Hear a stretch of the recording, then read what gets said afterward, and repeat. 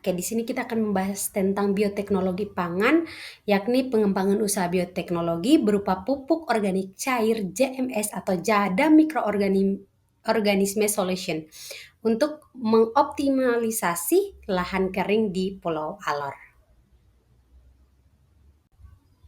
Nah, tujuan dari kegiatan ini yakni mengembangkan produk pupuk organik cair berbasis mikroorganisme lokal yang cocok untuk lahan kering di Pulau Alor. Yang kedua itu dia untuk mendirikan unit usaha berbasis bioteknologi yang memprediksi dan memasarkan pupuk organik cair. Yang ketiga itu memperdayakan masyarakat petani dan pemuda lokal sebagai pelaku utama usaha ini. Tujuan yang keempat itu meningkatkan kesuburan tanah dan hasil pertanian secara berkelanjutan di Pulau Alor. Nah, untuk manfaat dari kegiatan ini juga, yang pertama itu dia meningkatkan kesuburan tanah lahan kering di Pulau Alor. Yang kedua, dia menciptakan lapangan kerja baru dan meningkatkan pendapatan masyarakat lokal. Yang ketiga itu terciptanya produk pupuk organik cair JMS lokal yang ramah lingkungan dan efisiensi. Kemudian yang keempat itu Manfaat yang keempat itu terbangunnya ekosistem usaha berbasis bioteknologi di kawasan lahan kering. Yang kelima, terpeliharanya kelestarian tanah dan lingkungan. Oke, pertama kita harus memahami tentang apa itu bioteknologi dulu. Nah, bioteknologi pertanian ini adalah penerapan prinsip-prinsip biologi, mikrobiologi, dan rekayasa genetika dalam sistem pertanian untuk meningkatkan efisiensi produksi, ketahanan terhadap lingkungan, serta keberlanjutan budidaya. Nah, di lahan kering seperti Kabupaten Alor, bioteknologi ini menjadi strategi penting untuk mengatasi keterbatasan sumber daya air dan rendahnya kandungan bahan organik dalam tanah. Nah, salah satu aplikasi bioteknologi yang relevan dan mudah diterapkan oleh masyarakat adalah pemanfaatan mikroorganisme lokal. Contohnya dari teknologi ini adalah Zada Microorganisme Solution atau ZMS yang merupakan pupuk cair hasil fermentasi bahan alami yang berfungsi untuk meningkatkan aktivitas mikroba tanah serta mengembalikan kesuburan tanah secara alami. Nah, dengan menggabungkan pendekatan bioteknologi dan kearifan lokal dan pemanfaatan sumber daya alami, strategi pertanian di lahan kering dapat ditingkatkan secara berkelanjutan. Nah, pendekatan ini tidak hanya ramah lingkungan, tetapi juga meningkatkan kehadiran kemandirian petani, memperkuat ketahanan pangan, dan mendorong pengembangan ekonomi berbasis sumber daya lokal. Oke, untuk model bisnis kewirausahaan di bidang bioteknologi ini, model bisnis pupuk organik cair Jada Mikroorganisme Solution atau JMS. Nah, dapat diakses dalam skala rumah tangga dengan proses fermentasi sederhana yang menggunakan sisa pisang masak atau pisang matang, kemudian dedaunan kering, dan sedikit tanah untuk memproduksi pupuk JMS ini. Nah, model ini dilakukan oleh kelompok-kelompok ibu-ibu atau pemuda di desa. Nah, produk ini dapat didistribusikan secara lokal melalui jaringan komunitas seperti kelompok tani atau koperasi desa, sehingga biaya logistik dapat ditekan dan jangkauan pasar diperluas dengan branding lokal. JMS Alor Organik. Nah, di sini kita sudah melakukan analisis SWOT-nya. Di sini ada aspeknya, itu ada kekuatan, kelemahan, peluang, dan juga ancaman. Nah, untuk kekuatannya di sini, bahan yang bahan yang digunakan dalam pembuatan pupuk ini yaitu bahan baku alami, melimpah di perkarangan dan hasil panen lokal, yaitu ada pisang masak, dedaunan kering, dan tanah yang tersedia luas di berbagai pekarangan rumah. Kemudian untuk kelemahannya di sini itu minimnya fasilitas laboratorium dan riset mikrobiologi lokal. Kemudian pengetahuan masyarakat juga masih kurang tentang pupuk hayati dan juga keterbatasan modal dan teknologi awal. Kemudian untuk peluangnya di sini juga ada, yaitu dukungan pemerintah terhadap inovasi pertanian organik dan wirausaha muda. Nah, permintaan pupuk hayati itu juga meningkat di tengah kesadaran lingkungan. Kemudian potensi kemitraan dengan universitas, LSM, dan lembaga riset.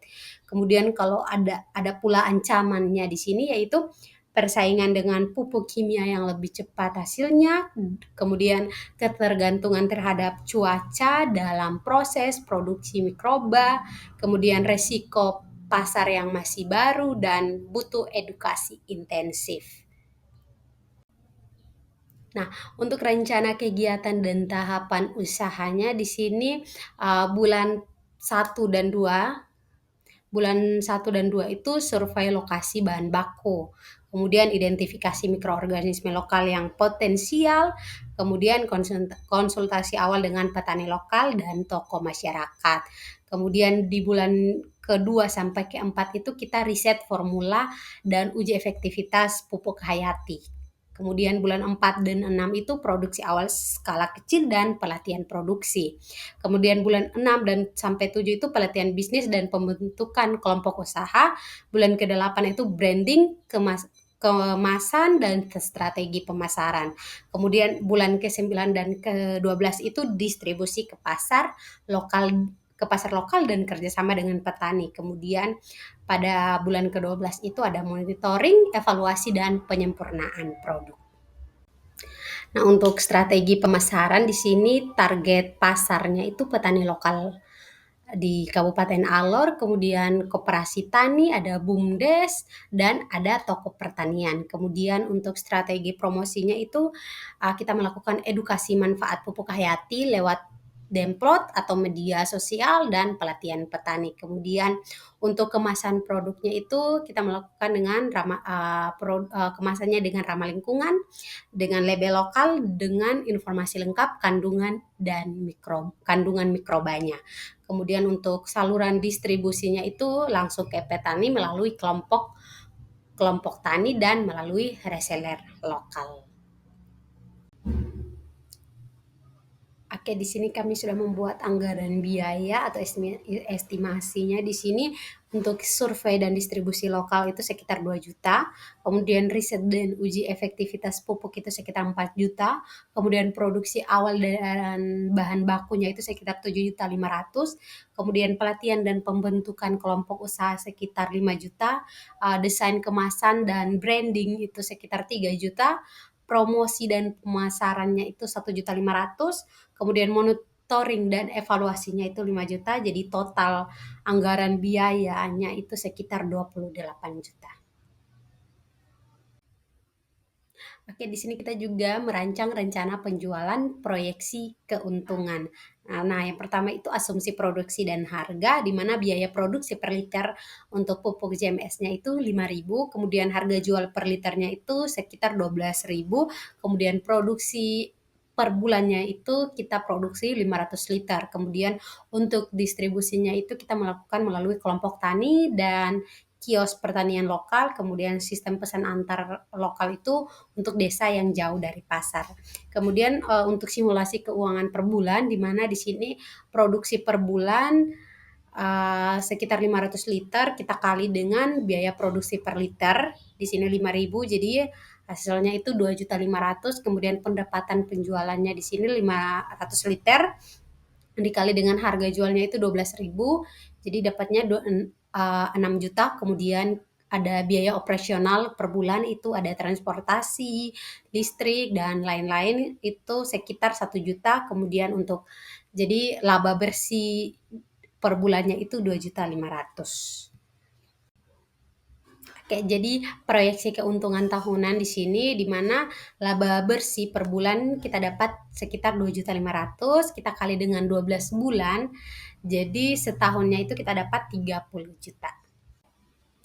Nah, kemudian ada strategi untuk meningkatkan keuntungan di mana ada yang pertama skalabilitas produksi, kita menambahkan kapasitas produksi menjadi dari 500 liter kita buat menjadi 1.000 liter per bulan, maka potensi laba itu bisa meningkat 2 kali lipat. Kemudian ada diversifikasi produk di mana kita menjual dalam kemasan 1 liter dan 5 liter untuk segmen pasar berbeda. Kemudian penjualan paket edukasi tambah produk, Jadi kita menjual produk sekaligus memberikan pelatihan singkat atau konsultasi pertanian organik kepada petani. Kemudian kita juga kerjasama dengan BUMDes atau koperasi tani atau kelompok ibu-ibu PKK ya untuk memperluas pasar melalui lembaga lokal agar distribusi lebih merata dan biaya logistik lebih murah. Kemudian kita juga melakukan online marketing, kita menggunakan media sosial, grup WA atau live TikTok atau IG, kemudian ada marketplace dan juga jaringan komunitas pertanian. Yang berikut break even point atau BEP, di mana BEP ini untuk menghitung titik impas, yaitu titik di mana usaha tidak rugi dan juga tidak untung dengan menggunakan rumus BEP di sini, yaitu break even point sama dengan total biaya tetap kita bagi dengan harga jual per liter, kita kurang dengan biaya variabel per liter, di mana harga jual per liter di sini 12.000, biaya variabel per liter ini 5.000, kemudian biaya tetap per bulan itu 1 juta. Ini pemisalan di mana untuk listrik, transportasi, dan lain-lain biayanya tidak berubah meskipun produksi yang kita buat itu berubah. Kemudian kita hitung margin kontribusi per liter di mana 12.000 kita kurang dengan 5.000 hasilnya 7.000, kemudian kita masukkan ke rumus BEP di mana BEP dalam liter itu sama dengan 1 juta, kita bagi dengan 7.000 jadi sekitar 143 liter. Jadi usaha mulai untung setelah kita menjual lebih dari 143 liter pupuk per bulan. Jadi jika kita bisa menjual 500 liter per bulan, usaha sudah berada jauh di atas titik impas. Oke, jadi program keurasan ini dirancang sebagai solusi inovatif dan berkelanjutan untuk mengatasi tantangan pertanian di lahan kering Kabupaten Alor dengan memanfaatkan bioteknologi sederhana yang berbasis mikroorganisme lokal dengan memproduksi pupuk organik cair, jada mikroorganisme, solution atau JMS dari bahan-bahan alami seperti pisang masak, dedaunan, tanah, dan garam, di mana masyarakat tidak hanya dapat meningkatkan kesuburan tanah secara alami tetapi juga menciptakan peluang usaha yang ramah lingkungan dan berbasis komunitas. Melalui pendekatan sosial ekonomi dan keterlibatan aktif masyarakat, usaha ini berpotensi menjadi model kemandirian desa, menciptakan lapangan kerja baru, memperkuat kelompok tani, meningkatkan kesadaran akan pentingnya pertanian organik, dengan strategi pemasaran yang ditujukan kepada kelompok tani, kios pertanian, dan sistem distribusi berbasis komunitas. Produk ini diharapkan dapat menjangkau petani secara luas untuk meningkatkan pendapatan masyarakat desa. Saya harap adanya dukungan dari berbagai pihak termasuk pemerintah daerah, LSM, BUMDes, dan institusi pendidikan program ini dapat berkembang menjadi usaha yang berkelanjutan, menginspirasi inovasi serupa di wilayah lain, serta menjadi bagian dari gerakan nasional menuju pertanian yang sehat, mandiri, dan lestari.